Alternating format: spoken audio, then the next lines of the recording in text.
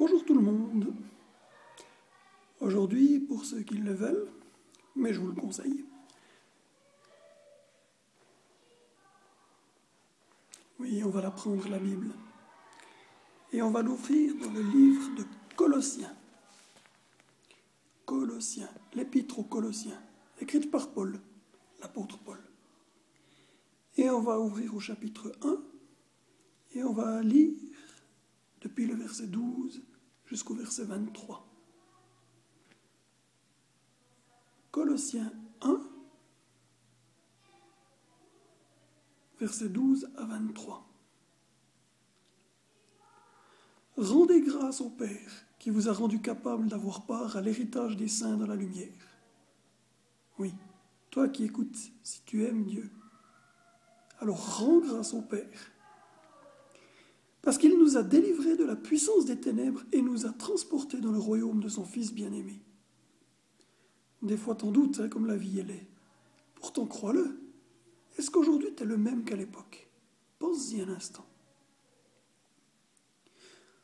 Ce Fils bien-aimé en qui nous avons la rédemption et le pardon des péchés. Le Fils est l'image du Dieu invisible, le premier-né de toute la création.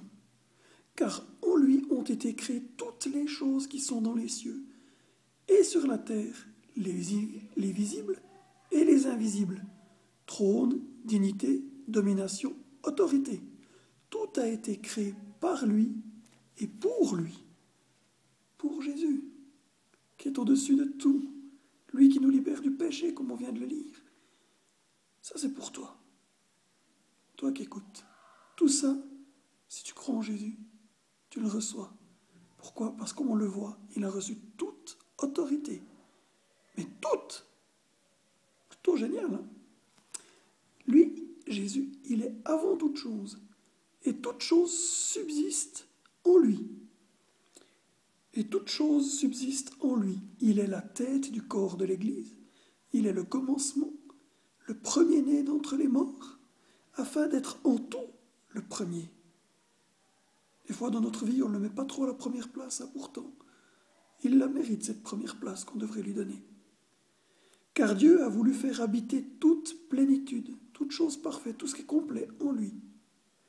Il a voulu par lui tout réconcilier avec lui-même. Dieu, par Jésus, a voulu tout réconcilier avec lui. Donc il a voulu te réconcilier avec lui. Tant ce qui est sur terre que ce qui est dans les cieux, en faisant la paix par lui, par le sang de sa croix.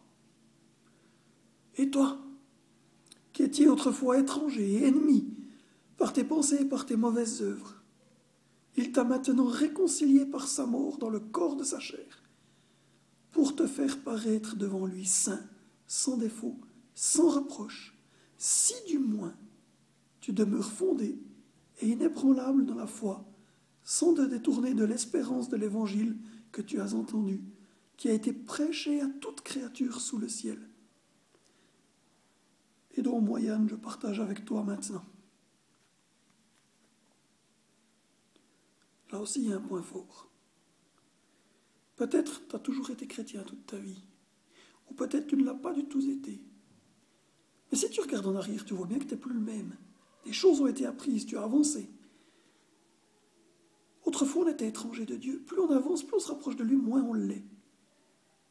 Et il y a des choses qui ont changé dans nos vies. S'il n'y en a pas, on peut peut-être se repositionner devant la croix pour être à nouveau réconcilié avec lui, puisqu'il a voulu nous réconcilier et nous repentir. Il faut demeurer fondé dans sa parole, sans se détourner de l'espérance de l'Évangile qu'on a entendu, qui a été prêché à toute créature sous le ciel. Donc à toi.